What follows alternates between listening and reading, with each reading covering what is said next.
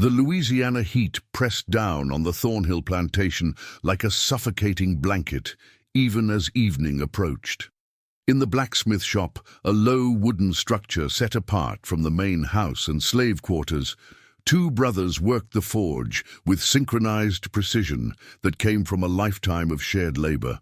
Abel wiped the sweat from his brow with a forearm already blackened by soot.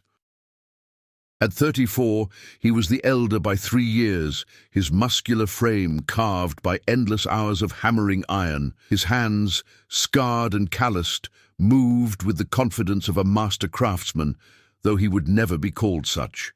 Enslaved men weren't masters of anything, not even their own destiny. "That hinge gonna need another heating," Josiah said, his voice low and measured. The younger brother possessed the same powerful build, but where Abel's face had hardened into permanent severity, Josiah still carried traces of the hopeful boy he'd once been, hidden in the corners of his eyes.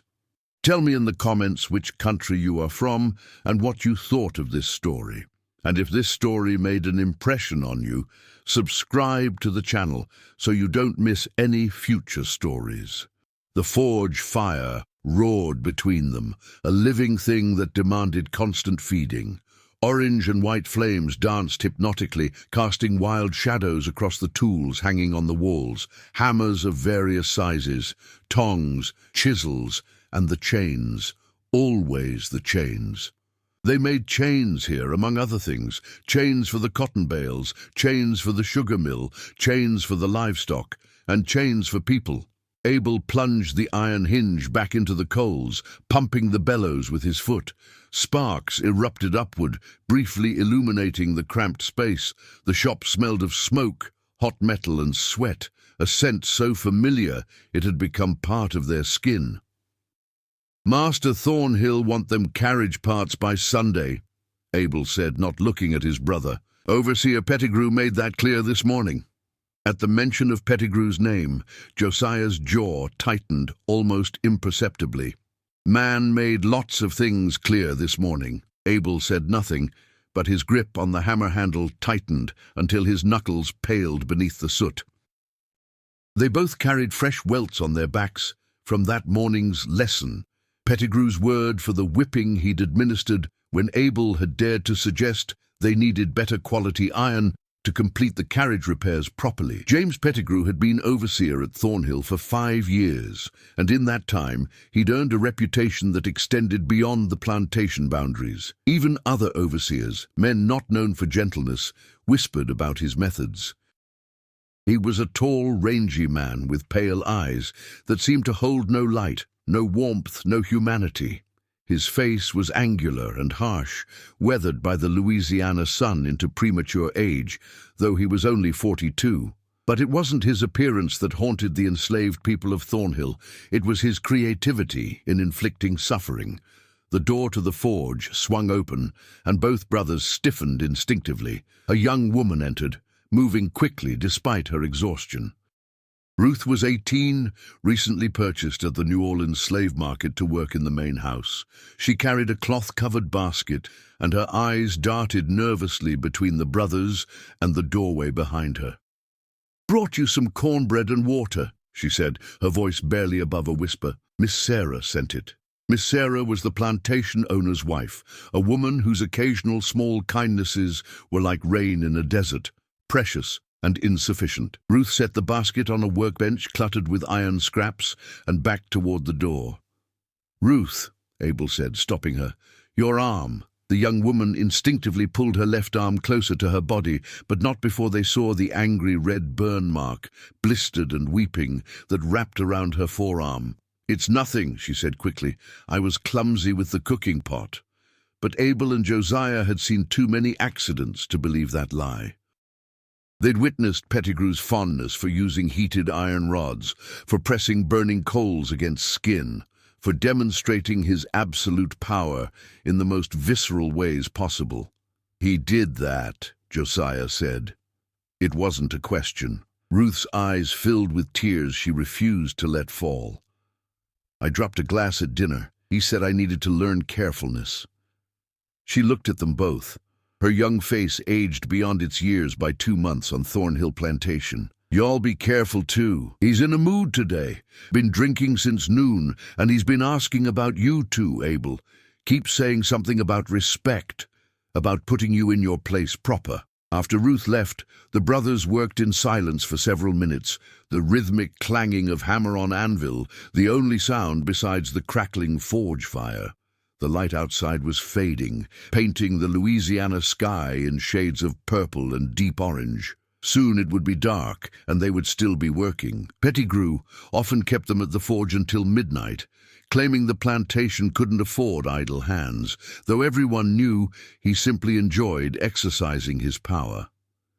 "You thinking what I'm thinking?" Josiah finally asked, his voice so quiet it was almost lost in the forge's roar.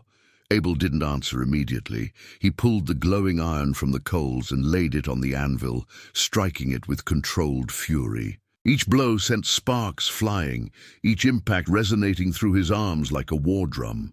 "Been thinking it for a long time," Abel admitted, "but thinking and doing are different things." "How long we gonna let him hurt people?" Josiah pressed. "How long we gonna stand here making chains, while he burns little girls like Ruth, while he whips old Moses till the man can't stand, while he—" "I know," Abel cut him off sharply. Then, softer, "I know, brother. I see what you see." Mama used to tell us stories," Josiah continued, his voice taking on a distant quality. "Remember? About the old ways, about justice coming for the wicked, about fire cleansing evil. Their mother had died 7 years ago, worked to death in the cotton fields, but her stories remained. She'd been born in Africa, stolen as a child, and she'd carried with her fragments of beliefs and traditions from across the ocean. She'd spoken of ancestors who watched over the living, of spirits that demanded retribution for injustice, of the power of fire to purify and transform. "Fire can cleanse," Abel said slowly, his eyes fixed on the glowing forge, "but it can also damn." The door burst open again, and this time it was Pettigrew himself. He filled the doorway with his presence, and even though both brothers were larger and stronger, the power dynamics of their world made him the giant and them the small. He carried his whip coiled at his belt and a bottle of whiskey in one hand, already half empty. "Still working, are we?" Pettigrew's words slurred slightly, but his eyes were sharp and mean. "Good, good. A slave that works is a slave that don't think. And thinking slaves are dangerous slaves." He walked into the forge with the entitled swagger of a man who'd never been challenged. He picked up one of the carriage parts they'd been crafting, examining it with exaggerated care. "This the quality I'm paying for?" he asked, though he paid nothing.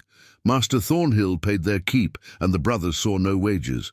Looks shoddy to me. Looks like the work of lazy, disrespectful niggers who don't appreciate their position." Abel's hands tightened on his hammer, but he kept his eyes down. "We're doing our best with the materials provided, sir." "Your best," Pettigrew laughed, a sound like breaking glass. "Your best ain't good enough." "You know what I think? I think you two need another lesson in quality workmanship. I think you need reminding about standards." He took a long drink from his bottle, then set it down on the workbench. His hand moved to the whip at his belt, fingers caressing the braided leather like a lover.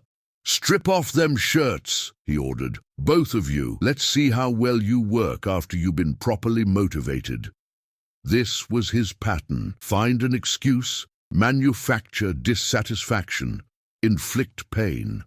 It was never really about the work. It was about the power, about reminding them every single day that they were property, that he could do anything he wanted, that there was no escape, no justice, no mercy. Josiah looked at his brother. In that glance passed a lifetime of shared suffering, of watching their mother die, of seeing friends sold away, of bearing witness to unspeakable cruelties. In that glance passed a question that had been building for years. How much longer? Abel's jaw set. His fingers flexed around the hammer handle. The forge fire roared behind them, hungry and hot and ready.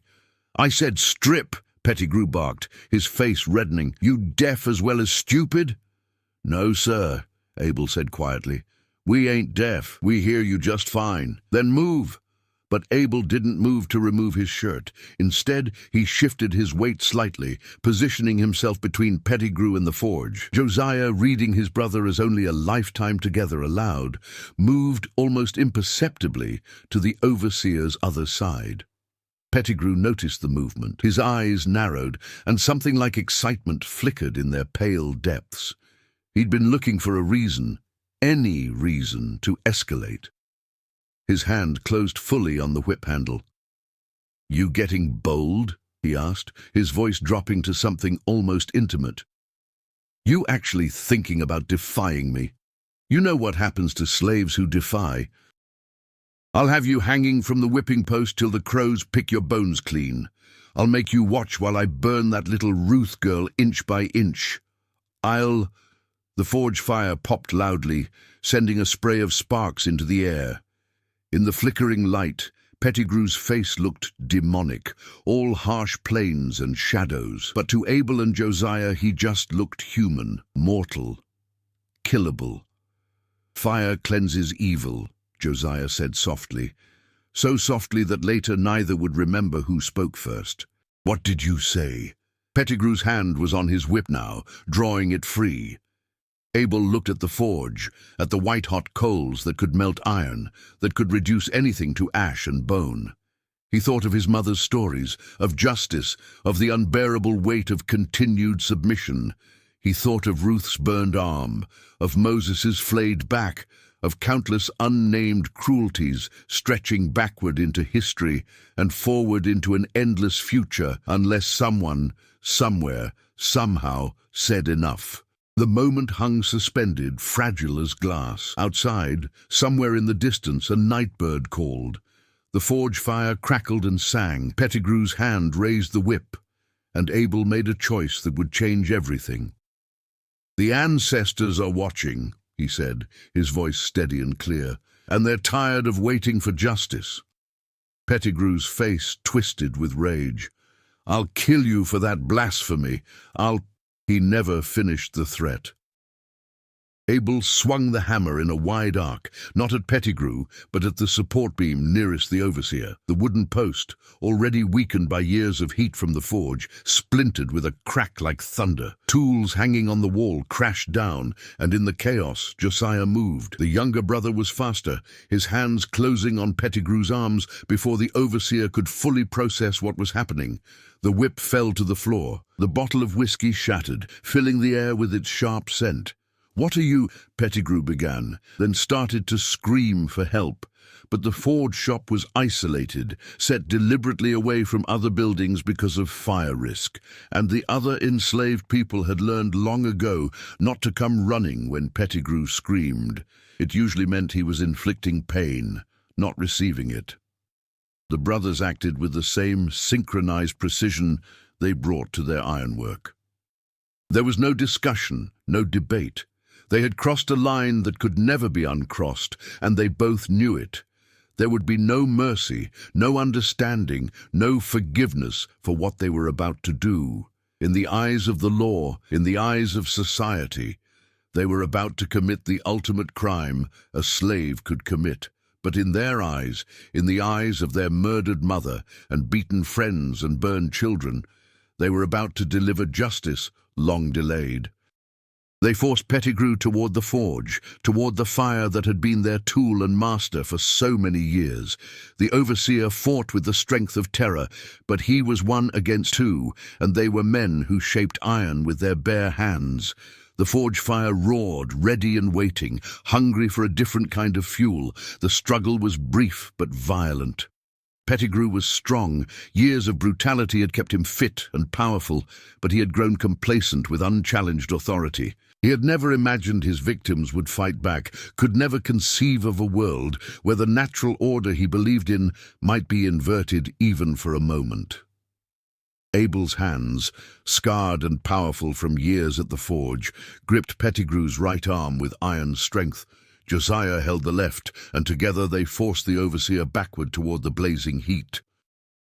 Pettigrew's boots scraped against the dirt floor, leaving long gouges as he tried to find purchase, to stop his inexorable movement toward the fire. "You're dead!" Pettigrew screamed, his voice cracking with panic and rage. "Both of you! They'll hang you! They'll burn you alive! They'll—" "Like you burned Ruth." Josiah's voice was unnaturally calm, almost conversational. "Like you've burned how many others?" The heat from the forge was intense, pushing against them like a physical force. Sweat poured down all three men's faces, mixing with soot and fear. The fire roared louder, as if sensing the significance of this moment, as if the very elements were bearing witness.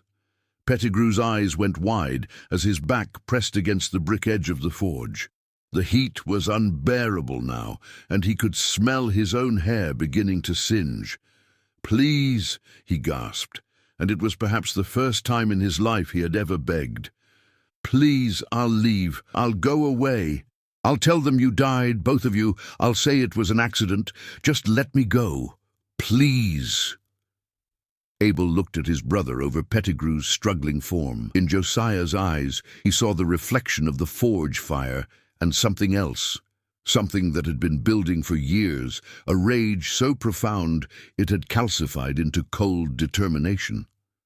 "How many people begged you?" Abel asked quietly. "How many said please?" "I was just doing my job." Pettigrew's voice rose to a shriek. "I was just keeping order. You need discipline. We needed mercy," Josiah interrupted. "We needed to be treated like humans. But you couldn't give us that, could you?" The forge fire popped and crackled, sending sparks spiraling upward into the rafters. Shadows danced across the walls like witnesses from another world. In that moment, with Pettigrew's body pressed against the heat, with the choice hanging in the air like smoke, Abel felt the weight of everything that had led to this moment. He thought of his mother, worked to death in the cotton fields, her body so broken by the end that she weighed less than 80 pounds. He thought of his sister, sold away when she was 12, sent south to God knows what horrors. He thought of every scar on his back, every humiliation, every moment of helpless rage as he watched cruelty inflicted on those too weak to resist. He thought of Ruth's burned arm, and he pushed. Pettigrew's scream was unlike anything Abel had ever heard, and he had heard many screams in his 34 years. It was the sound of absolute agony, of a man whose worst nightmare was becoming reality. The overseer's shirt caught fire first, the fabric igniting in an instant, then his hair creating a halo of flame around his thrashing head. The brothers didn't let go. They held him there, in the forge's embrace, as the fire consumed him. The smell was horrific, burning cloth, burning hair, burning flesh. Pettigrew's screams grew weaker, more desperate, then finally stopped, replaced by a wet, gurgling sound that was somehow worse.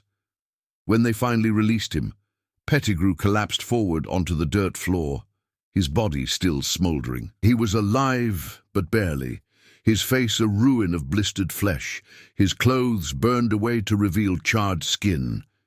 He tried to speak, but his mouth wouldn't form words anymore. Abel and Josiah stood over him, chests heaving, their own clothes singed and smoking.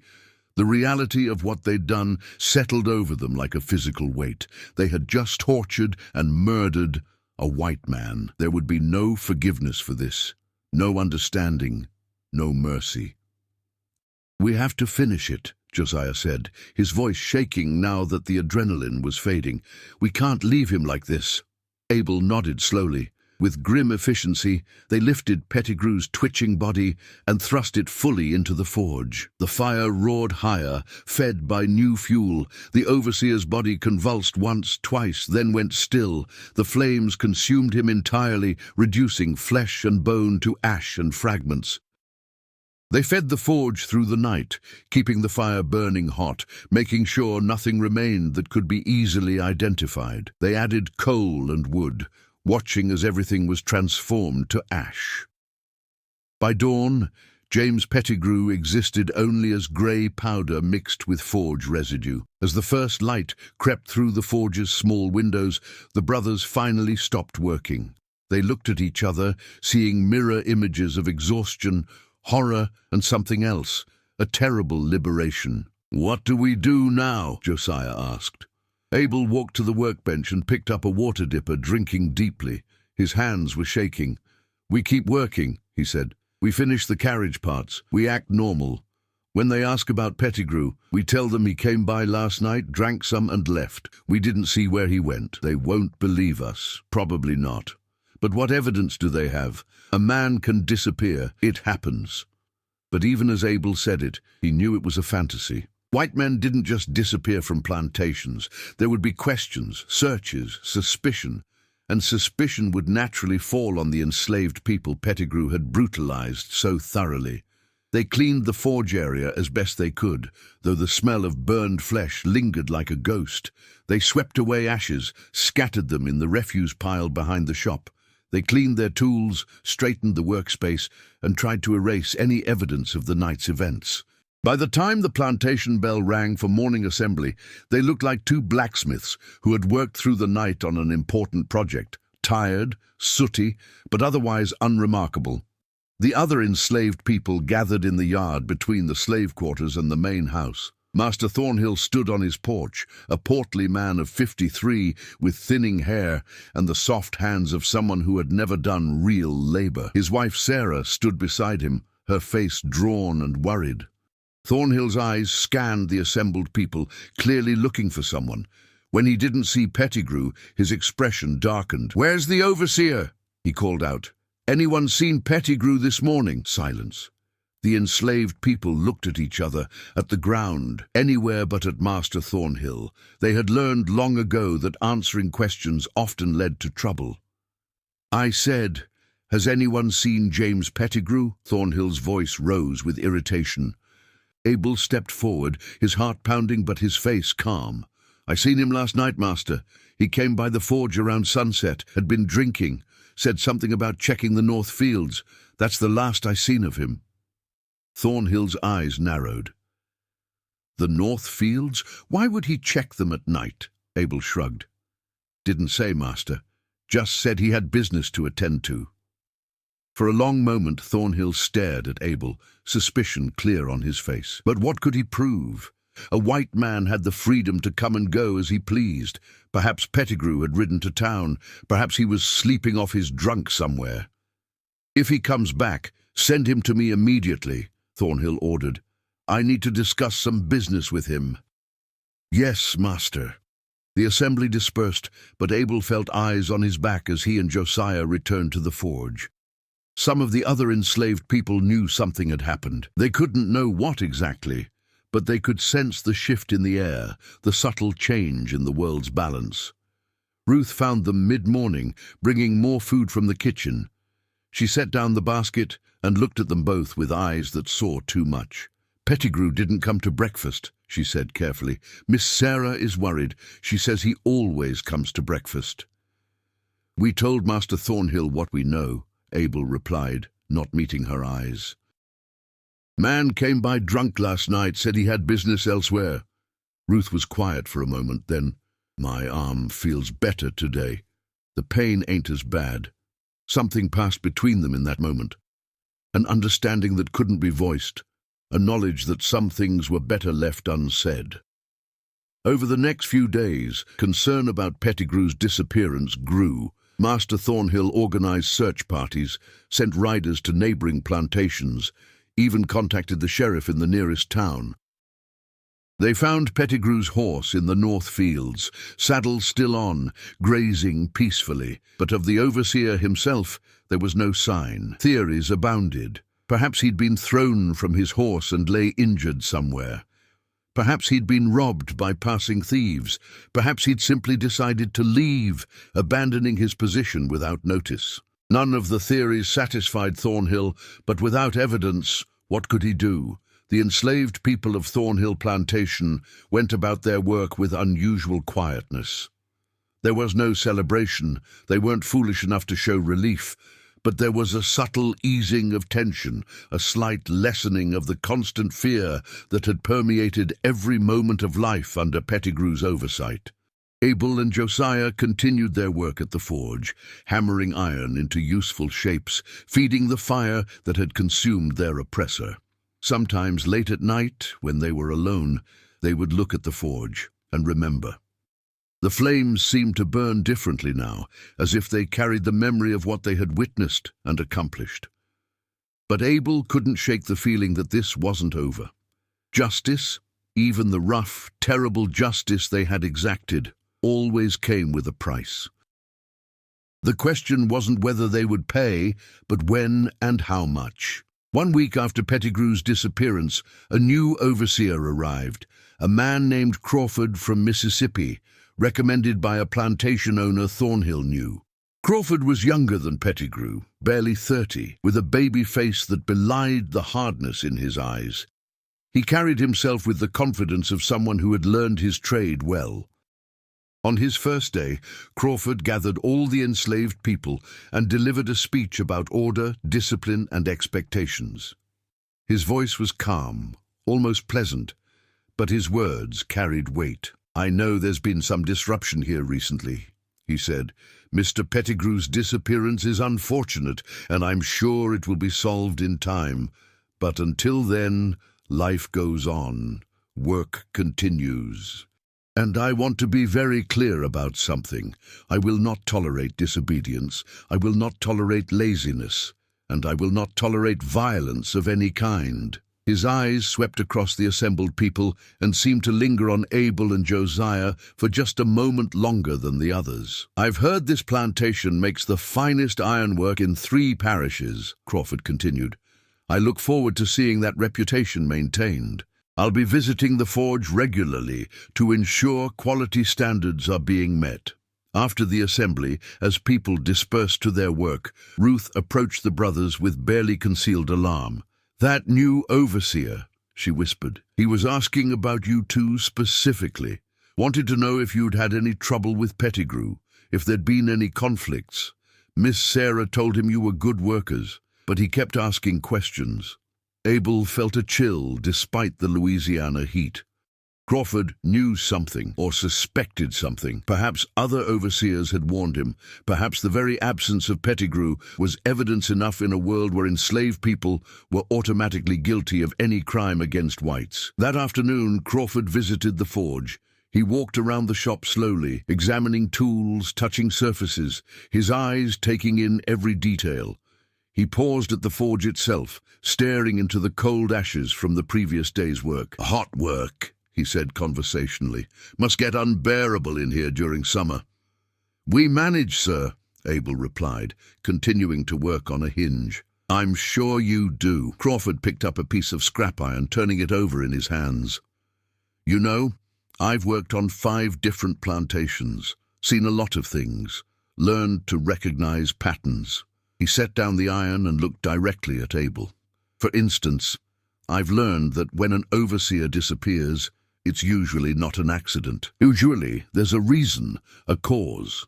The forge seemed to grow quieter, as if the world itself was holding its breath. I've also learned," Crawford continued, "that sometimes justice gets served in unexpected ways. Sometimes bad men meet bad ends, and the world is better for it." Abel's hammer froze mid-swing. What was Crawford saying? Was this a trap? The new overseer smiled slightly. "I'm not Pettigrew. I don't believe in ruling through terror. I believe in fair treatment, hard work, and mutual respect, within the boundaries of the system we exist in, of course. You do your work well. You won't have trouble from me. You understand?" "Yes, sir," Abel said carefully. "Good." Crawford moved toward the door, then paused. "One more thing. That forge of yours, make sure it stays well maintained. Fire is a powerful thing, useful but dangerous. It can consume anything if it burns hot enough. Anything at all, until there's nothing left but ash." He left, and the brothers stood in stunned silence. Had Crawford just acknowledged what they'd done? Had he just given them a veiled promise of protection, or was he setting them up for a trap? "I don't trust him," Josiah said as soon as the overseer was out of earshot. "Neither do I," Abel agreed. "But for now, we work. We keep our heads down. We survive. But surviving wasn't going to be as simple as Abel hoped. Because that night, as they lay in their rough bunks in the slave quarters, they heard something that made their blood run cold. Singing. A woman's voice, old and cracked, singing in a language neither brother recognized, but both somehow understood. It was their mother's voice, impossible and undeniable, singing one of her old songs about spirits and justice and the price that must be paid for blood. The voice seemed to come from the forge, from the very place where they had committed their terrible act, and in that moment Abel realized that killing Pettigrew might have been the beginning of their troubles, not the end. Some fires once lit could never be extinguished, and some debts demanded payment in ways the living could never anticipate. The singing continued for 3 nights. Each evening, as darkness settled over Thornhill Plantation, the voice would begin, soft at first, almost imperceptible, then growing stronger until it filled the air around the forge with its mournful melody. The other enslaved people heard it too, whispering about it in hushed tones, making signs against evil, speaking of haints and angry spirits. Abel tried to convince himself it was the wind or someone playing a cruel trick, but he knew better. He recognized his mother's voice as surely as he recognized his own face in a mirror's reflection. She was there somehow, in that space between the living world and wherever the dead went, and she was trying to tell them something. On the 3rd night, Abel couldn't bear it any longer. He left the slave quarters after the others had fallen into exhausted sleep and made his way to the forge. The moon was nearly full, casting silver light across the plantation grounds, making everything look ghostly and unreal. The forge building stood silent and dark, but as Abel approached, he heard it. His mother's voice, singing the old songs she'd taught them as children, songs about the spirits that walked between worlds, about justice that transcended death, about the balance that must be maintained between what was taken and what was given. He pushed open the door and stepped inside. The forge was cold, the fire long since gone out, but the space felt charged with an energy he couldn't name. In the moonlight streaming through the small windows, he could see the anvil, the tools hanging on the walls, the chains coiled in the corner. "Mama," he whispered into the darkness. The singing stopped. For a moment there was only silence. Then, impossibly, he felt a hand on his shoulder, warm, gentle, achingly familiar. "My boy," a voice said, and it was his mother's voice, but older, wearier. "My precious boy, what have you done?" Abel turned, and there she was. Or rather, there was something that wore her shape, translucent, glowing faintly in the moonlight, her face as he remembered it, but marked with a sadness that cut him to his core. "Mama," he breathed, tears springing to his eyes. "You're here. You're really here." "I'm here," she confirmed, her form flickering like a candle flame. "But I shouldn't be. You've called me back, you and Josiah. The blood you spilled, the fire you fed, it opened a door that should have stayed closed." "We had to," Abel said desperately. "Pettigrew was evil. He hurt so many people. We couldn't just—" "I know," his mother interrupted gently.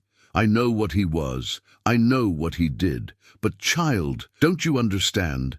When you take a life, even a life that deserves taking, you create a debt, a spiritual debt that must be paid." Abel felt cold despite the summer heat. "What kind of debt?" His mother's ghost moved toward the forge, her hand passing through the brick as if it were mist. "This place is marked now, soaked in death, baptized in murder. The fire that consumed that man's body also consumed something of your souls. You've crossed into territory where the living shouldn't walk." "I don't understand," Abel said, though part of him did understand, had understood from the moment they'd pushed Pettigrew into the flames. "You will," his mother said sadly. "The dead are restless here now. Pettigrew's spirit is trapped, bound to this place by the violence of his death, and he's not alone.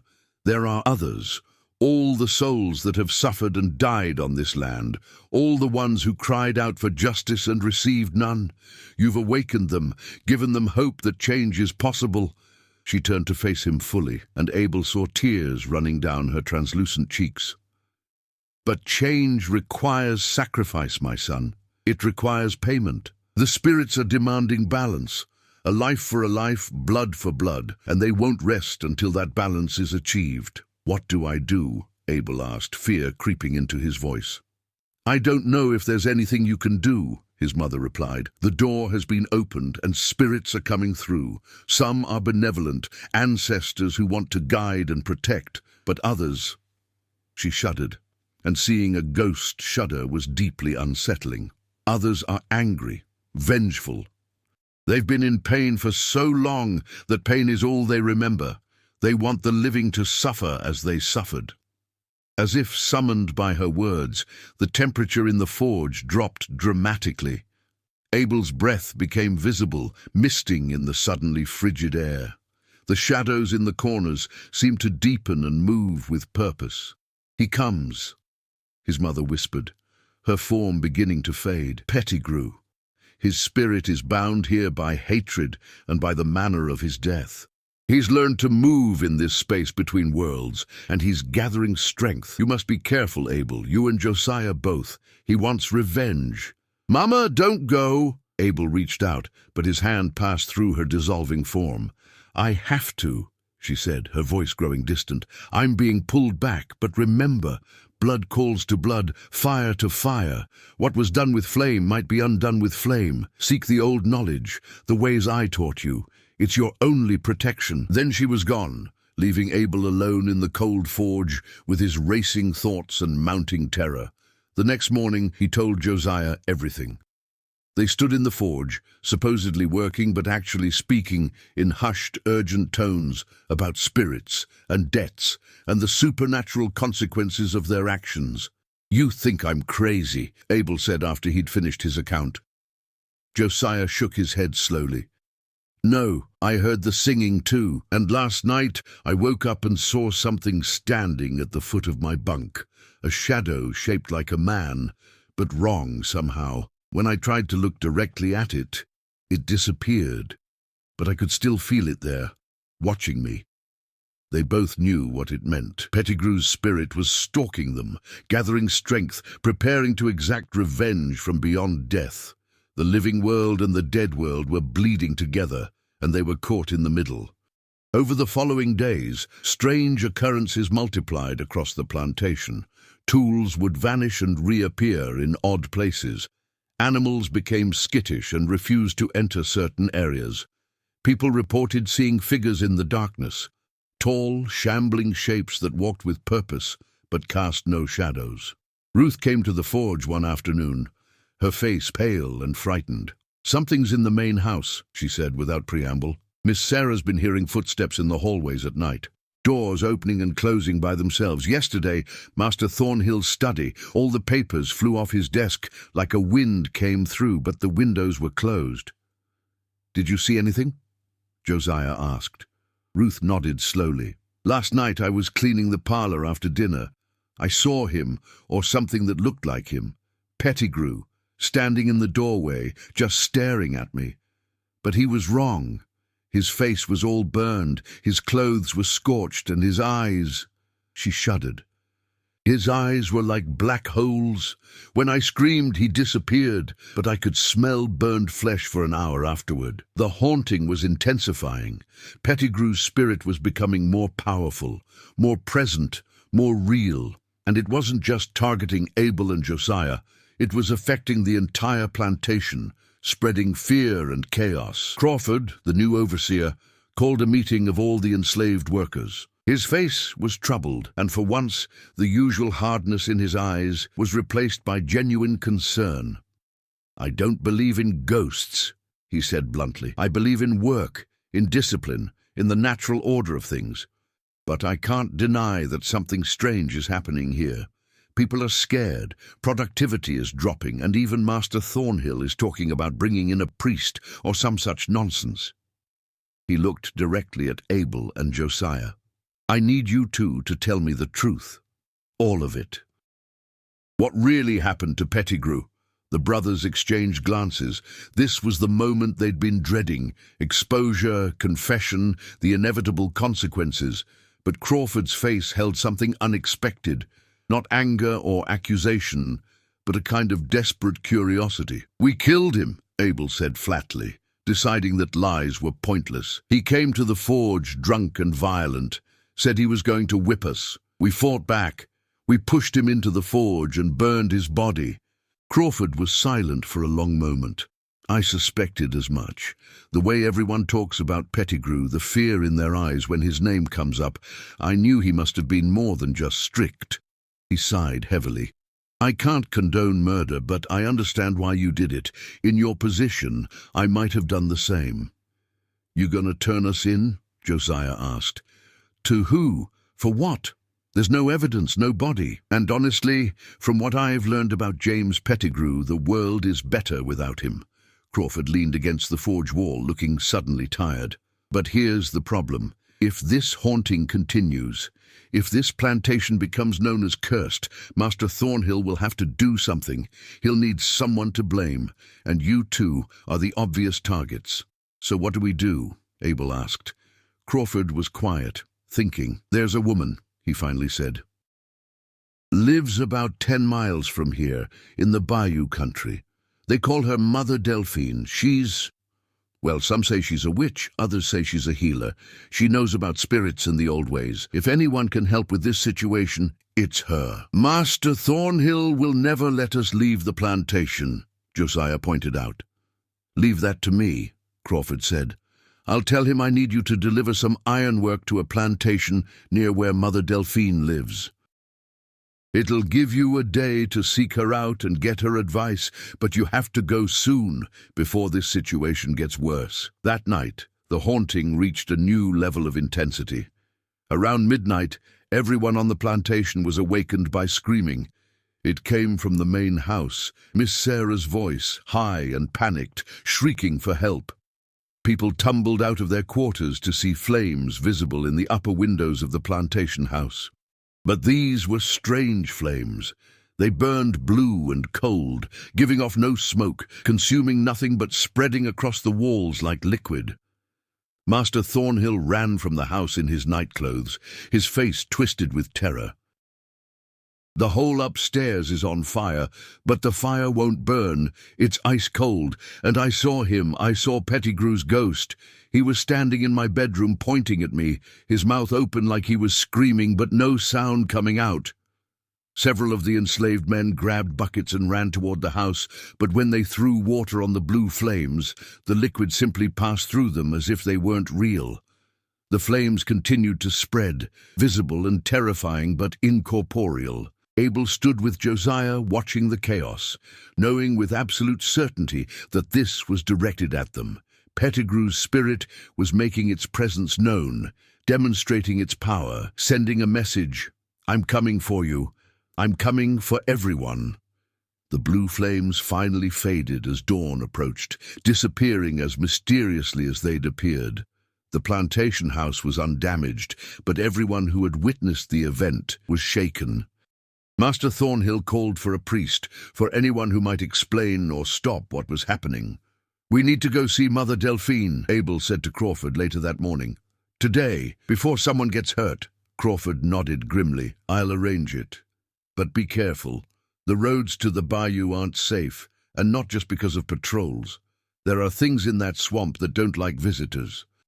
By mid-morning, Abel and Josiah were riding in a wagon, supposedly delivering ironwork to a plantation 20 miles away. They carried papers from Crawford giving them permission to travel, though they both knew how little protection those papers would offer if they were stopped by the wrong people. The road to the bayou took them through increasingly wild country. The cultivated fields gave way to tangled forest, and the forest gave way to swampland, a haunted landscape of cypress trees draped with Spanish moss, of dark water hiding unknowable depths, of sounds that could be birds or could be something else entirely. They found Mother Delphine's cabin in the late afternoon. It was built on stilts above the swamp water, accessible only by a narrow boardwalk. Smoke rose from a chimney despite the summer heat, and various objects hung from the eaves: bones, feathers, small mirrors, bundles of dried herbs. An old woman sat on the porch, so ancient she looked like she'd been carved from dark wood. Her eyes were milky white with cataracts, but when she turned toward them as they approached, Abel had the unsettling feeling she could see him more clearly than anyone with normal vision. "I've been expecting you," Mother Delphine said, her voice surprisingly strong. "The spirits told me 2 brothers would come, carrying the weight of death and seeking wisdom they lost." Abel and Josiah climbed onto the porch. Up close, Mother Delphine was even more impressive. Her face was a map of wrinkles, each one telling a story. She wore simple clothes but multiple necklaces made of various materials: bone, stone, metal, wood. "You know why we're here?" Abel asked. "I know you killed a man," she said bluntly. "I know you fed him to fire and thought that would be the end. But fire is a spirit too, one of the oldest and most powerful. When you feed it human flesh, you change things. You open doors. Our mother's spirit came to us," Josiah said. "She said we created a debt." Mother Delphine nodded slowly. "Your mama was wise. She carried the old knowledge from across the water. That knowledge is fading now, but some of us still remember." She gestured for them to sit. "Tell me everything. Leave nothing out. I need to know exactly what you did and how you did it." They told her the whole story: Pettigrew's cruelty, the confrontation in the forge, the murder, the burning, the haunting. As they spoke, Mother Delphine listened intently, occasionally making small sounds of acknowledgement or concern. When they finished, she was quiet for a long time, staring out at the darkening swamp. Finally, she spoke. "You're in deep trouble, boys, deeper than you know. What you did was justified. That man deserved death for his cruelties. But justice and balance ain't the same thing. You took a life without permission from the spirits, without proper ritual, without acknowledging the debt, and now that debt has come due. How do we pay it?" Abel asked desperately. Mother Delphine fixed him with those blind yet seeing eyes. "There are 3 ways to settle a debt of blood. First way, you offer your own lives in exchange. You walk into the fire willingly, and your deaths balance his death." "No," Josiah said immediately. "Second way," she continued, "you find someone to take your place. Someone else dies, and their death satisfies the debt." "We won't sacrifice someone else for what we did," Abel said firmly. "Good," Mother Delphine said, and something like approval flickered across her ancient face. "That shows you got souls worth saving." Which brings us to the third way, the hardest way. You face the spirit directly. You confront what you created, what you awakened. You prove that your cause was just, that your actions were necessary. You fight the dead man's ghost, and if you win, the debt is cleared. "How do we fight a ghost?" Josiah asked. Mother Delphine smiled grimly. "With fire, iron, and the strength of your convictions. Pettigrew's spirit is powerful because it's fueled by rage and hatred. But you two carry something stronger. You carry the righteous anger of the oppressed, the collective strength of all those who suffered under his hand. That's powerful magic, if you know how to use it." She rose from her chair with surprising agility and disappeared into her cabin. They heard her moving around inside, muttering to herself. When she returned, she carried a small cloth bag and an old iron knife. "This knife was forged in Africa," she said, handing it to Abel. "It's never tasted blood, so it's pure. When you face Pettigrew's spirit, this blade can cut the cords that bind him to the living world. But it will only work if your purpose is true." She gave Josiah the cloth bag. "Inside are herbs and roots. When the time comes, and you'll know when, burn these in your forge. The smoke will create a bridge between worlds, allowing you to face the spirit on its own ground. But be warned, once you start this, there's no stopping until it's finished.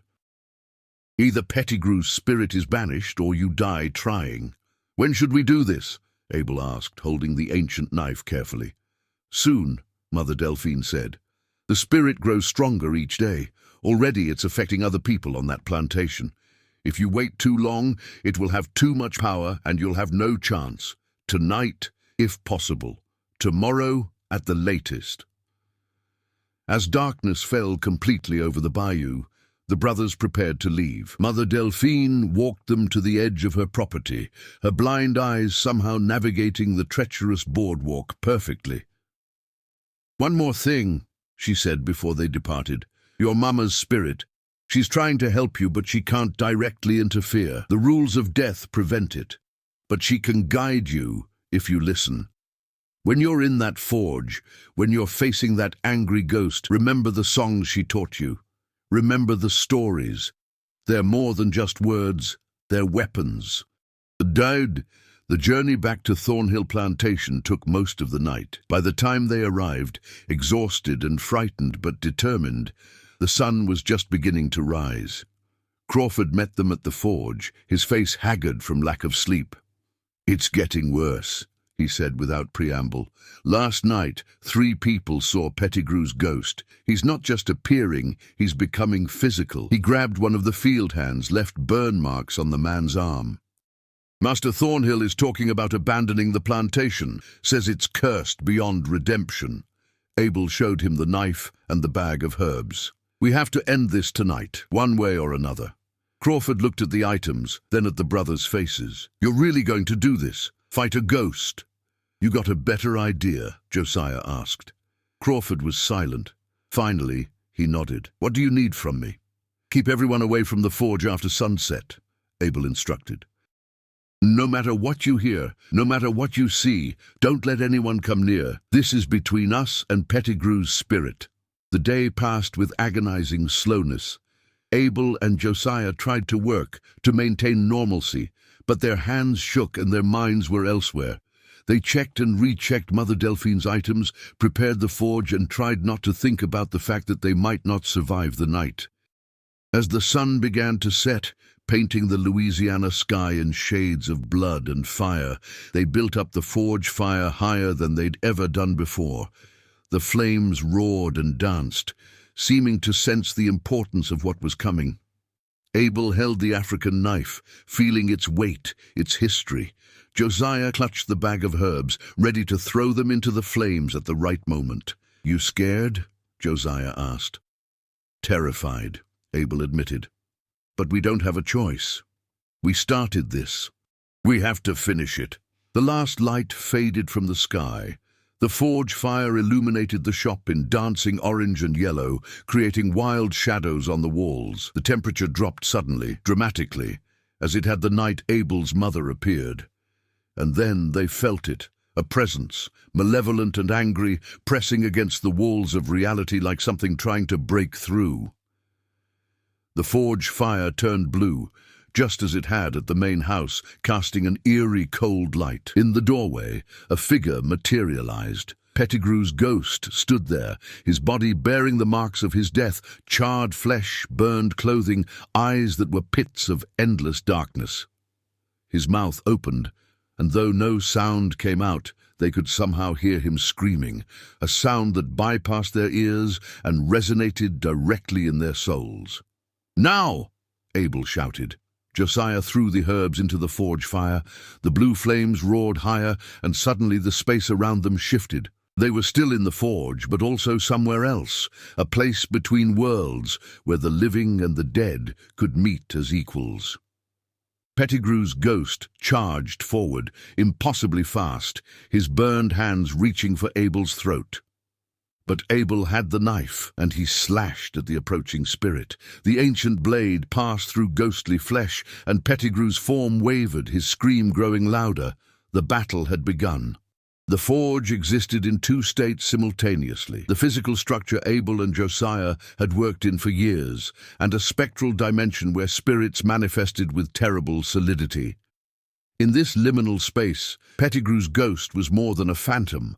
He was rage incarnate, hatred given form, 20 years of cruelty crystallized into something that could hurt, could kill. Abel barely dodged the first attack, feeling ghostly fingers brush his throat with icy burning cold.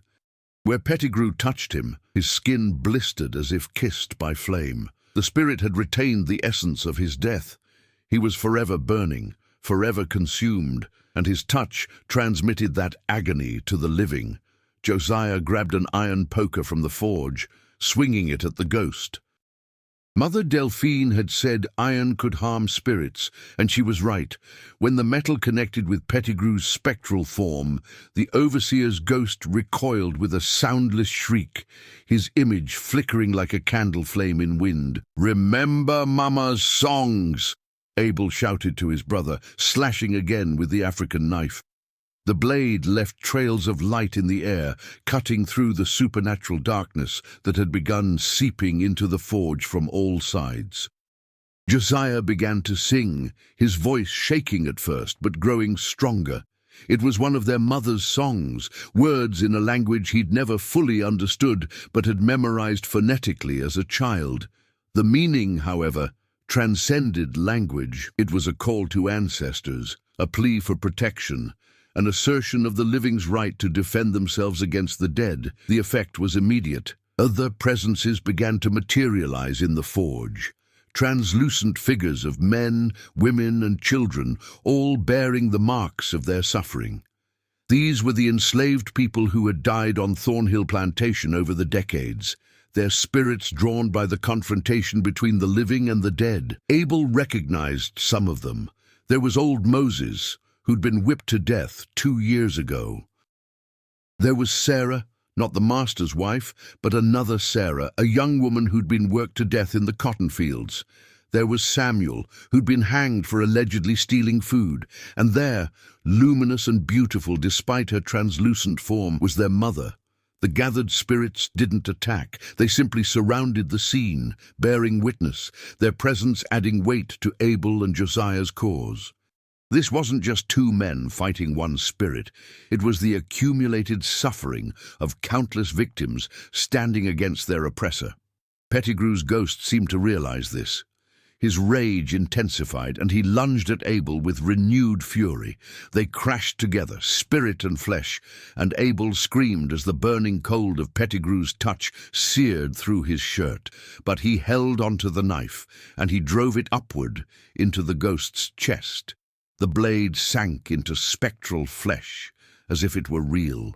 Pettigrew's form convulsed, and for a moment Abel saw through the ghost's exterior to what lay beneath. Not just anger, but fear.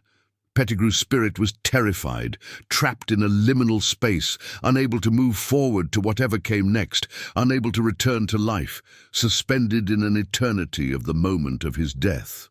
"You're suffering," Abel said, surprised by his own voice.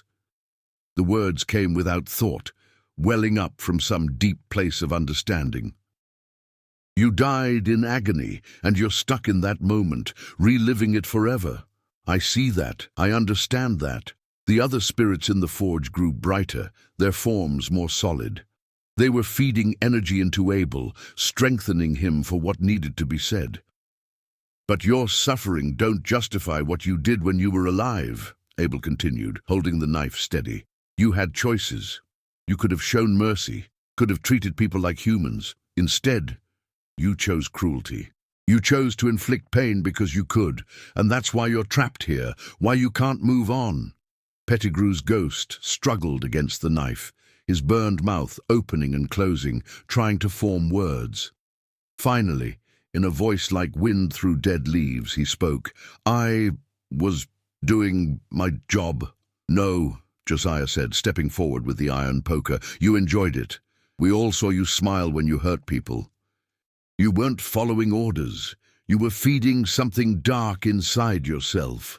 The forge fire roared higher, the blue flames mixing with orange, creating a purple light that illuminated every corner of the space between worlds.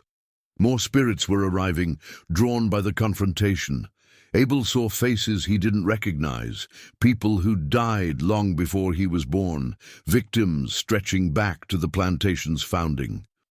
They formed a circle around Pettigrew's ghost, their collective presence creating a pressure that made the overseer's spirit writhe and shrink. This was the judgment of the dead, the verdict of those who had suffered, and it was overwhelming in its intensity. "You can't win," Abel told Pettigrew. "There are too many of us, too much pain you caused, too much blood on your hands. You're outnumbered by everyone you ever hurt." The ghost's form was changing, diminishing. Without his rage to sustain him, without the fear of the living to feed on, Pettigrew's spirit was losing cohesion. He was fading, but not peacefully. He was being pulled down, dragged toward something darker, deeper. Below the floor of the forge, shadows were opening up. Through the cracks in the wood, Abel could see something vast and terrible. A darkness that hungered, that waited for souls weighted down by unrepentant cruelty. It was a place beyond death, beyond rest, a destination for those who had poisoned their own spirits with evil. "No!" Pettigrew's ghost screamed, the word finally breaking through fully. "No, please! Don't let it take me! I'm sorry! I'm sorry!" Abel hesitated. The knife was still buried in the ghost's chest, and with a twist he could send Pettigrew tumbling into that hungry darkness below. It would be justice, a fitting end for a man who had caused such suffering. But as he looked at his mother's spirit, he saw something in her translucent face that gave him pause. Sadness, yes, but also something like pity. She was shaking her head slightly, not in prohibition but in suggestion, offering him a choice. "You don't get to decide his fate," she said, her voice echoing through the spectral space. "That's not your burden to carry. You defended yourselves, you stood up against evil, but vengeance belongs to powers greater than us." Abel understood. If he deliberately sent Pettigrew to that dark place, he would be taking on the role of executioner, of judge. He would be adding another weight to his own soul, another debt that would need balancing. The line between justice and murder was thin, and he'd already crossed it once. He pulled the knife free from Pettigrew's chest and stepped back. The ghost collapsed to the floor, his form flickering weakly. Without the blade anchoring him, without Abel's direct attack, the spirit was simply a lost soul, pathetic and trapped. "You're not worth damning myself for," Abel said quietly. "I won't send you anywhere. What happens to you now ain't my concern. That's between you and whatever judges the dead." As soon as he spoke those words, the atmosphere in the forge shifted.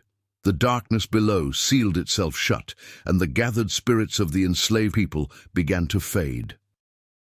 But before they disappeared, each one nodded to Abel and Josiah, a gesture of acknowledgement, of respect, of solidarity. Their mother's spirit lingered longest. She moved close to her sons, and though she couldn't truly touch them, they felt the warmth of her love like a blanket settling over their shoulders. "You chose well," she whispered. "You chose mercy over vengeance, justice over cruelty.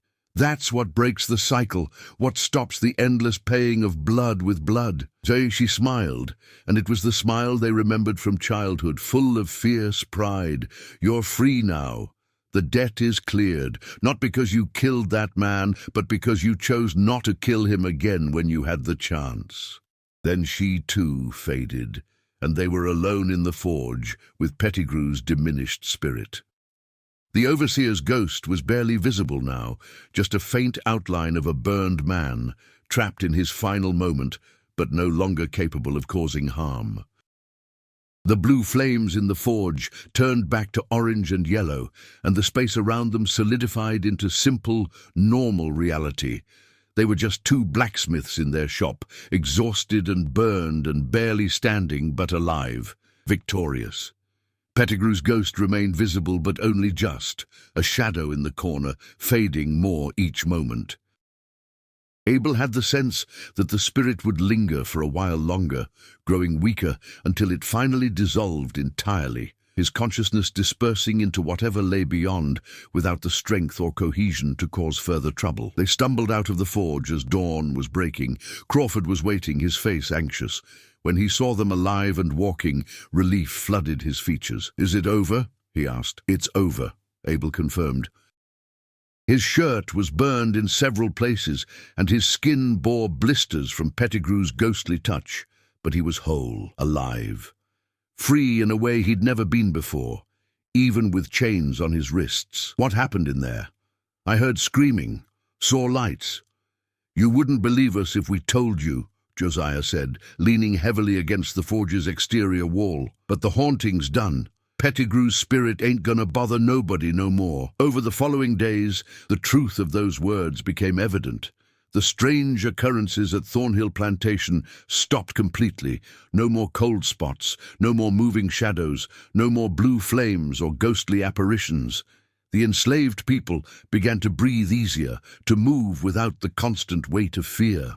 Master Thornhill remained shaken by the experience, and his wife Sarah became more outspoken about improving conditions on the plantation. Whether it was guilt, fear, or genuine compassion, she began to push for better food, less brutal working hours, and limitations on punishment.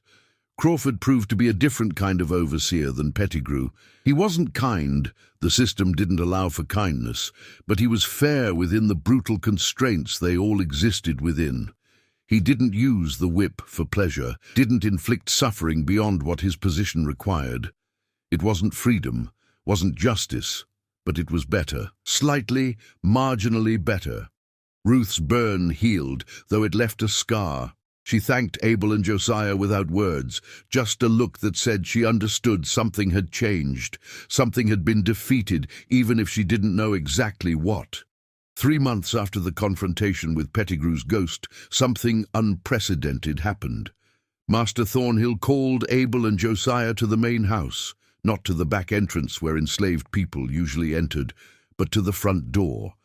They entered the parlor where Thornhill sat with a man they didn't recognize, a lawyer from New Orleans, judging by his expensive clothes and educated manner.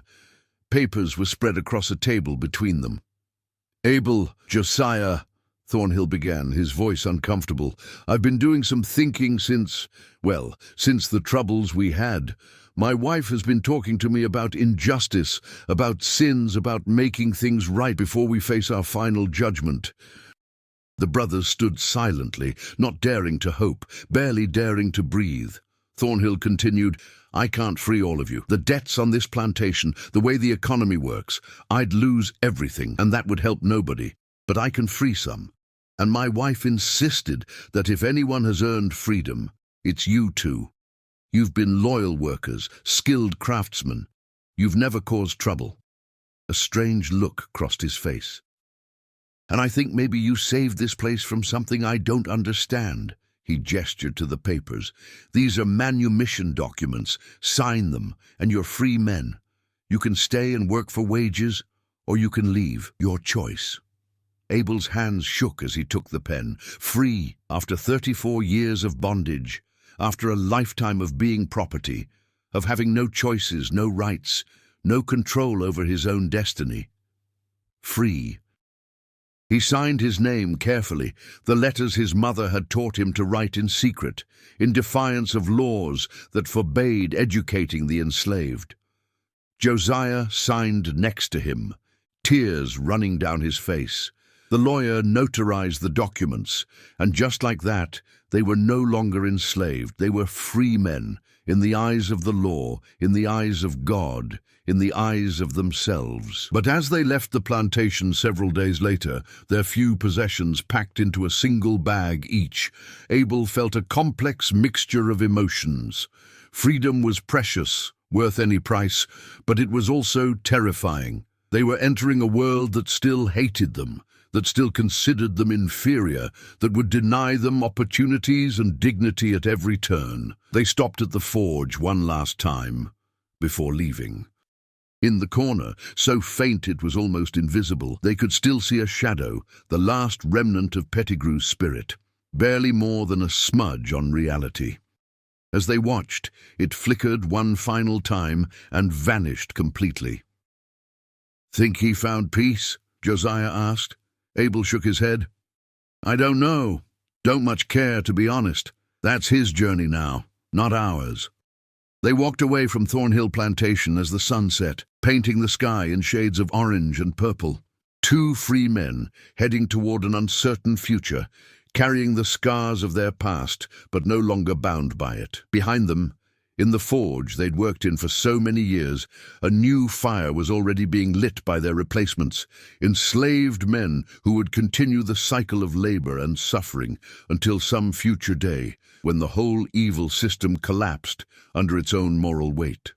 But Abel and Josiah were done with that life. They were done being fuel for other people's prosperity, done being ground down by a system designed to destroy them. They had fought a ghost and won. They had faced death and chosen mercy. They had looked into the abyss of vengeance and pulled back from its edge. They had survived, and now they would live. Freedom, Abel discovered, was not the fairy tale ending he'd half imagined during his years in chains. It was a beginning, certainly, but a beginning fraught with challenges he hadn't anticipated. As he and Josiah walked the roads of Louisiana with their manumission papers folded carefully in their pockets, they learned that being legally free and being truly free were vastly different things. The first town they reached was called Cypress Creek, a small settlement about 15 miles from Thornhill Plantation. It was early afternoon when they arrived, their clothes dusty from the road, their stomachs empty. Abel had $3 in his pocket, wages Thornhill had given them as a parting gift, though it was really just a fraction of what their labor had been worth over the years. They found a general store and entered cautiously. The proprietor, a heavy-set white man with suspicious eyes, watched them from behind his counter. "We'd like to buy some provisions," Abel said politely, keeping his eyes respectfully lowered as he'd learned to do over a lifetime. "Some cornmeal, salt pork if you have it, maybe some coffee." "You got money?" the man asked bluntly. Abel pulled out one of his dollars and placed it on the counter. The proprietor picked it up, examined it closely as if checking for forgery, then looked at the brothers with naked contempt. "Where'd niggers like you get money?" he asked. "We're free men," Josiah said, unable to keep a note of pride from his voice. "Legally manumitted. We have papers." "Don't care about your papers," the proprietor said, but he gathered their requested items and made the transaction. The prices he charged were nearly double what they should have been, but what choice did they have? This was the only store in town. As they left with their small bag of supplies, they passed a group of white men lounging outside a tavern.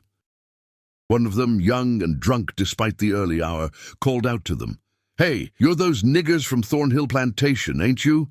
Heard about you. Heard Pettigrew disappeared, and you two are the reason." Abel kept walking, Josiah beside him, their eyes forward. Engaging would only lead to trouble.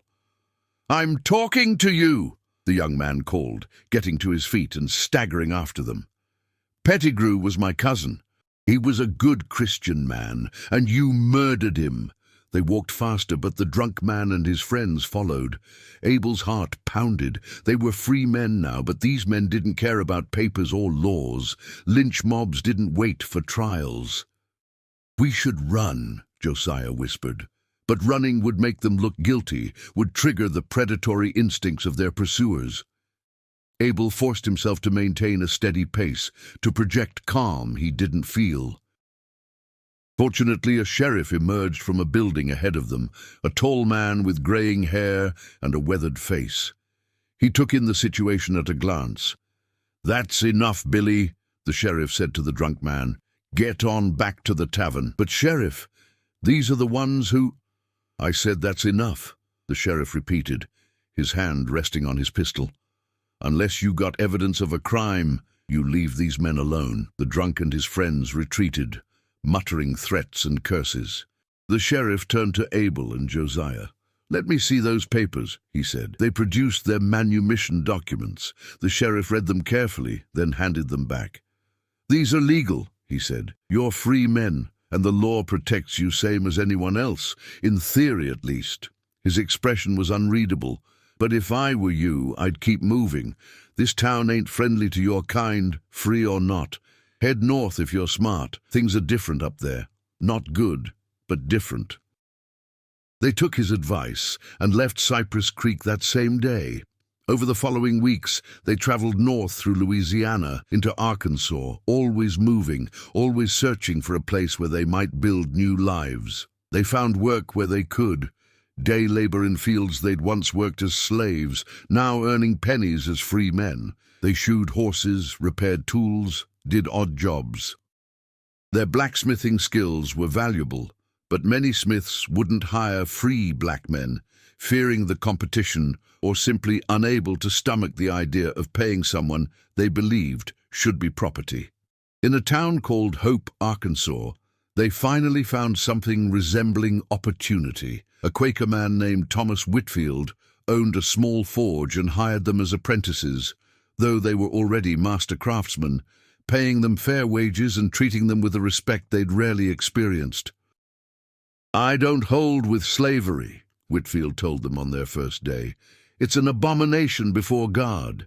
Every man deserves the fruits of his labor and the dignity of his own choices. You work hard for me, I'll pay you fair. That's the bargain." It was there, in that small forge in Hope, Arkansas, that Abel and Josiah began to truly understand what freedom could mean. They weren't wealthy. They lived in a tiny room above the forge and ate simple food, but they were earning money, making decisions, planning futures. Josiah began courting a free black woman named Clara, who worked as a seamstress in town. She was 26, smart and strong, the daughter of free people who had come from Philadelphia. When she smiled at Josiah, Abel saw his brother transform, saw years of pain and fear melt away in the warmth of love freely chosen.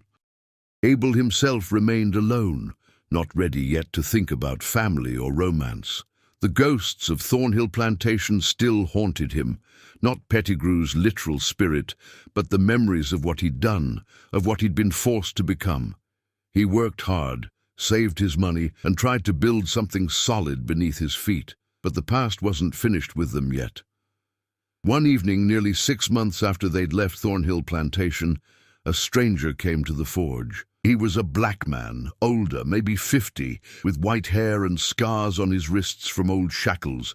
He asked for Abel by name. "My name's Frederick," the stranger said. "I was enslaved at a plantation about 30 miles from Thornhill. Word's been spreading about you two, about what you did to Overseer Pettigrew." Abel's blood ran cold. "We didn't do anything. Man disappeared, that's all." Frederick smiled slightly. "It's all right. I'm not here to cause trouble. I'm here because there are other enslaved people who are ready to fight back, to take their freedom by force if necessary. There's going to be an uprising, and we need people who understand what we're facing, who've already crossed that line." "No," Abel said immediately. "We're free now, legal. We're not risking that." "Your freedom is precarious," Frederick said quietly. "It exists on paper, but how many people respect that paper? How many times have you been threatened, cheated, denied basic dignity? Your freedom is only as solid as the system that grants it, and that system is built on slavery. As long as that system exists, none of us are truly free, not even those with manumission papers." Josiah had entered during this conversation. "What exactly are you proposing?" "There's a network," Frederick explained. "People helping the enslaved escape north, fighting back against the worst owners, undermining the system from within. We need skilled people, blacksmiths who can break chains, who can make weapons, who understand how plantations work. We need people willing to risk everything for true freedom, not just personal freedom." Abel shook his head. "We've risked enough. We've done our part. We just want to live our lives." Frederick looked at them both with something like pity. "I understand. I do. But I have to tell you, there are people on Thornhill Plantation who are suffering right now. After Pettigrew died and you two left, things got better for a while. But the new overseer Crawford? He's showing his true colors. He's not as bad as Pettigrew was, but he's still using the whip, still selling people away from their families. And there's a girl there, Ruth, I think her name is, who's in particular danger. Crawford's taken an interest in her, if you understand my meaning." At the mention of Ruth, both brothers stiffened, the young woman who had brought them food, who had shown kindness even in her own suffering, who had borne Pettigrew's cruelties with quiet dignity. "What kind of danger?" Abel asked, though he already knew. The kind that comes to young women when men have absolute power over them, Frederick said bluntly. She's been asking about you too, hoping you might come back, might help somehow. But I told her you were free and wouldn't risk that freedom. Was I right? The question hung in the air like smoke. Abel looked at Josiah, saw his own conflict reflected in his brother's face. They had escaped. They had built new lives. They had every right to protect what they'd gained. But they also remembered what it was like to be helpless, to watch cruelty inflicted and be unable to stop it. They remembered Ruth's burned arm, her frightened eyes, her youth that had been stolen by the monstrous system they'd all been trapped in. "If we help," Abel said slowly, "what would that look like? We're not leading any uprising. We're not sacrificing what we've gained." Frederick nodded. "I'm not asking you to, but there are ways to help that don't require you to throw away your freedom. Information, for instance. You know Thornhill Plantation, its layout, its weaknesses, when the patrols change. If we were planning to help people escape from there, that information would be invaluable." "And Ruth specifically?" Josiah asked. "If someone were to help her escape, to guide her north to where free people live, that would be a great service. She's smart, resourceful, but she doesn't know the roads, doesn't have contacts. She'd need help." Abel was quiet for a long moment, thinking. Finally, he said, "We'll help gather information. We'll help plan an escape route, but we're not going back there ourselves, and we're not joining any uprising. That's where we draw the line." Frederick extended his hand. "That's fair. That's more than fair. Every bit helps. Every person freed is a victory against the system." Over the following weeks, Abel and Josiah worked with Frederick and his network, providing detailed information about Thornhill Plantation and helping to plan an escape route for Ruth and several others. They drew maps, shared knowledge about patrol schedules, identified the safest times and routes.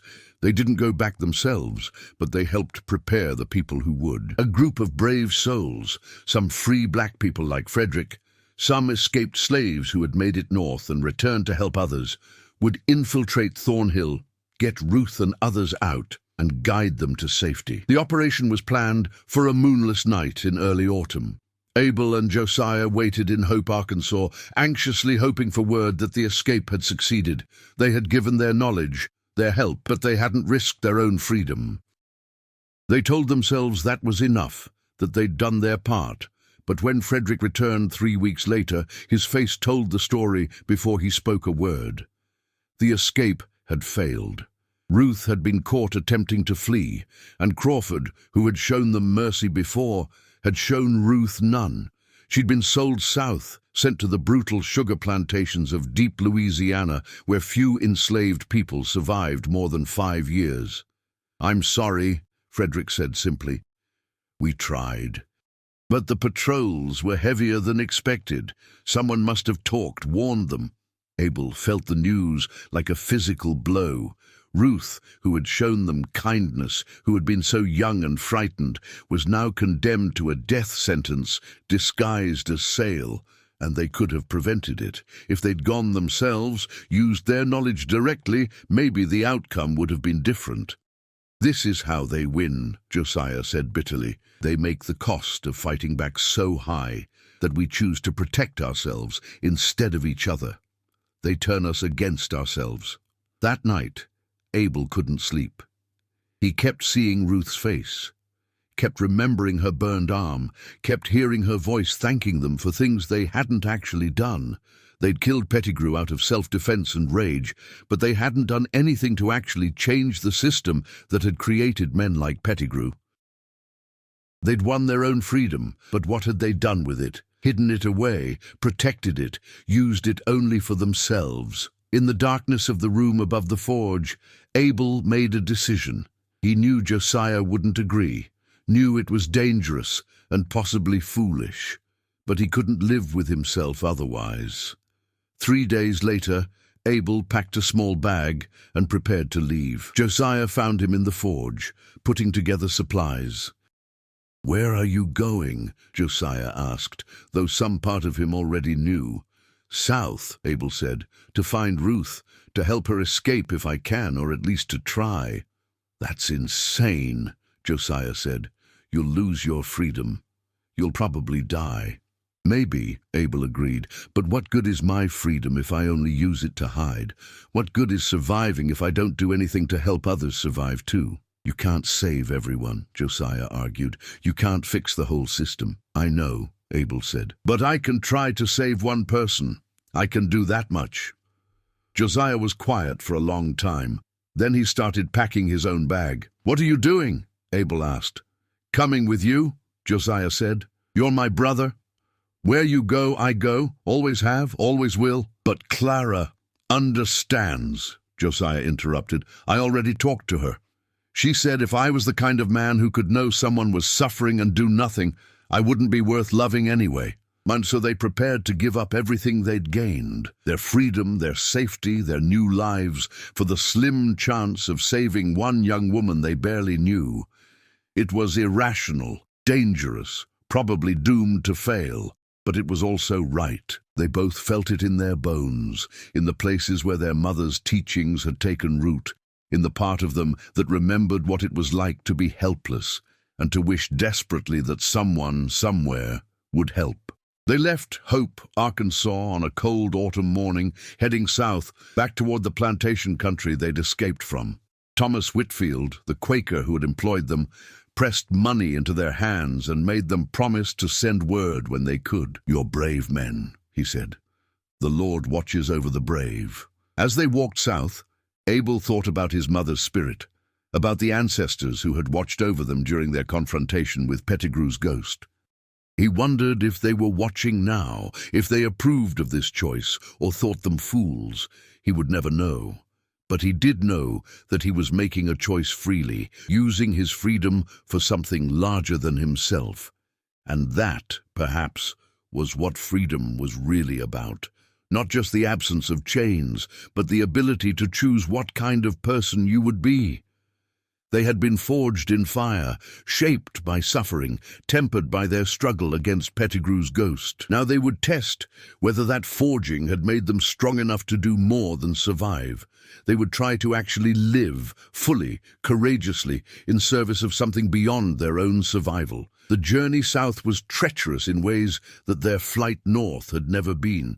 Then they had been moving toward hope and freedom, their spirits lifted by possibility.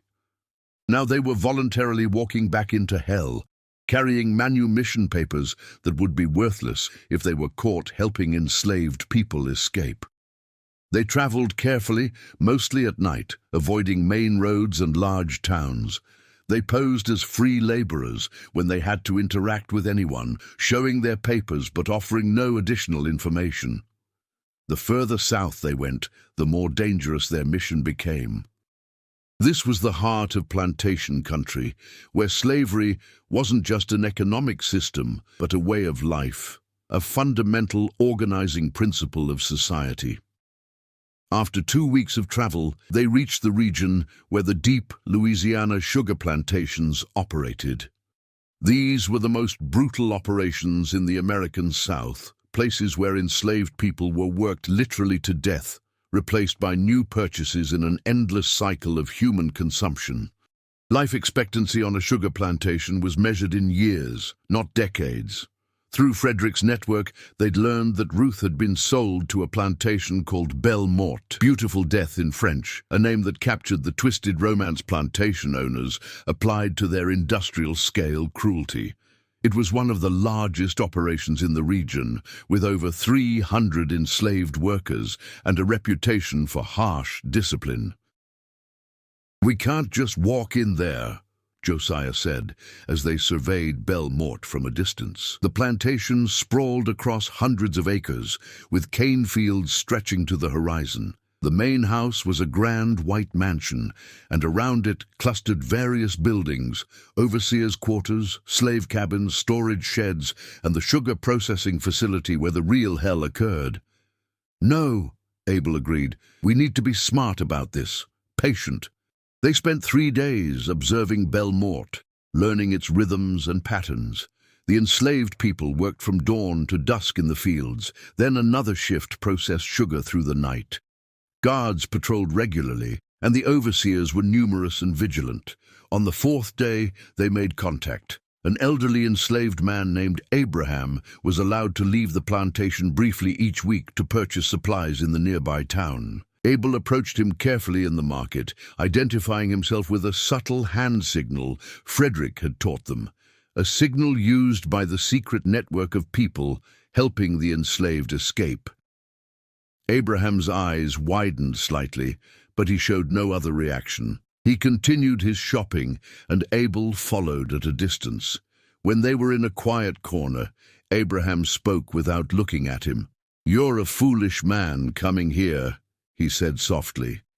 "They catch you helping us escape, they'll kill you slow." "I'm looking for someone," Abel said. "A young woman named Ruth, sold here about a month ago. Small, dark-skinned, has a scar on her left arm from a burn." Abraham nodded almost imperceptibly. "I know her. Works in the sugar house now. It's killing her. The heat, the work. She won't last a year." Abel felt rage and despair war in his chest. "Can you get a message to her? Tell her friends are coming to help."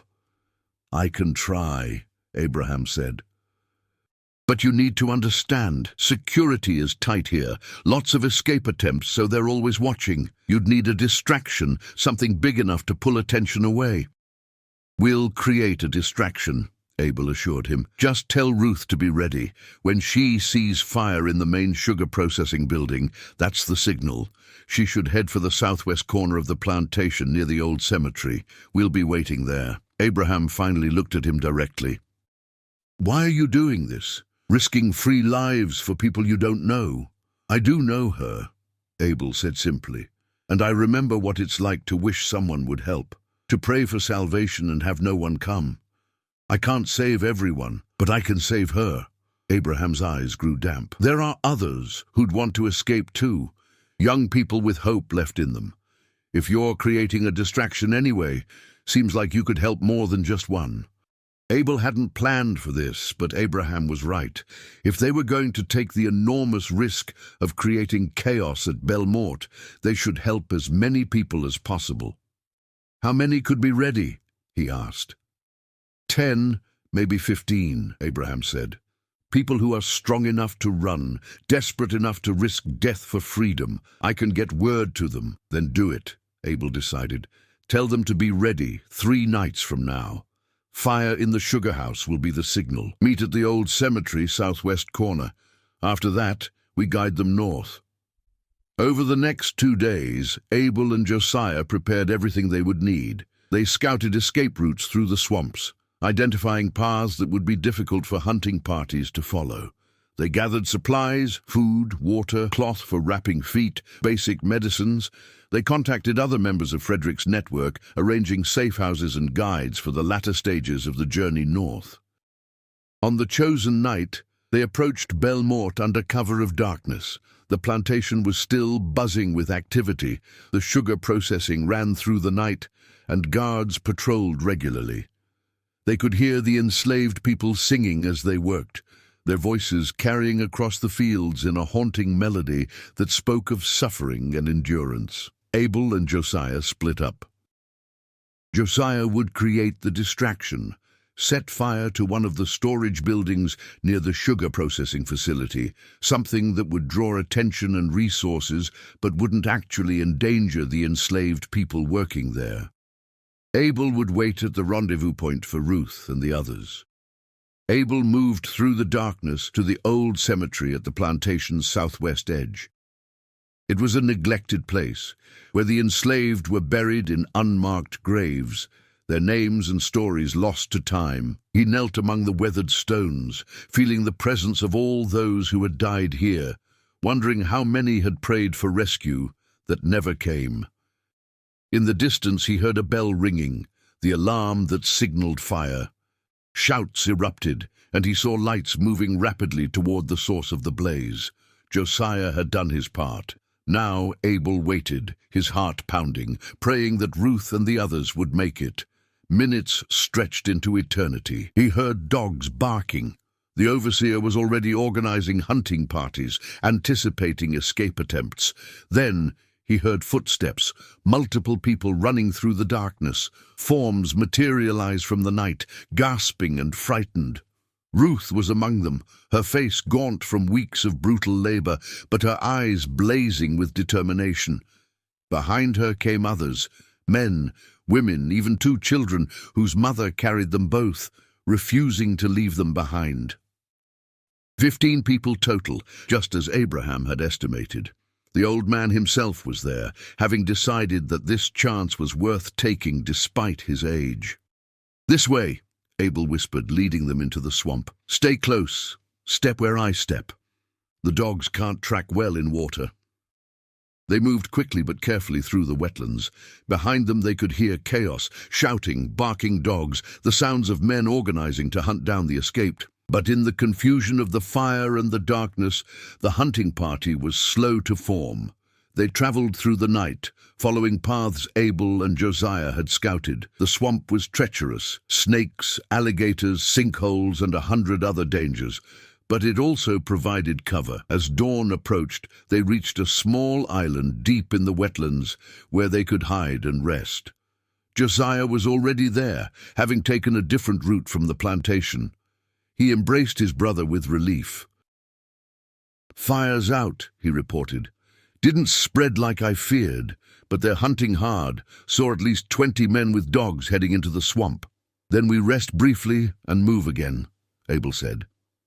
He turned to the group of escaped people. They were exhausted, frightened, but also exhilarated. Several were crying with the overwhelming emotion of having actually escaped. Ruth approached Abel, her eyes full of tears. "You came back," she said simply. "You gave up your freedom to come back for us." "Ain't given it up yet," Abel said with a slight smile. "And we ain't free till everyone's free. Learned that the hard way." They rested for a few hours, then continued their journey north. They traveled for weeks, moving from safe house to safe house, guided by the network Frederick had introduced them to. Some guides were free black people, some were white Quakers and abolitionists, some were escaped slaves who had made the journey north and returned to help others. Not everyone made it. One of the young men, weakened by years of brutal labor, collapsed after a week of travel and couldn't continue. They had to leave him at a safe house to recover, hoping he would be able to follow later. One woman decided to turn back, too frightened of the unknown to continue into free territory, but most persevered. Driven by hope, by desperation, by the sheer refusal to remain in bondage any longer, they pushed through exhaustion and fear. The children cried sometimes, but their mother hushed them with songs, the same songs their ancestors had sung, carrying hope across generations. After 6 weeks of travel, they crossed into free territory. The border wasn't marked with signs or celebrations, but Abel felt it like a physical thing, the weight of immediate danger lifting slightly, the possibility of a future expanding. They reached a Quaker settlement in Ohio, where the escapees could be integrated into the free black community there.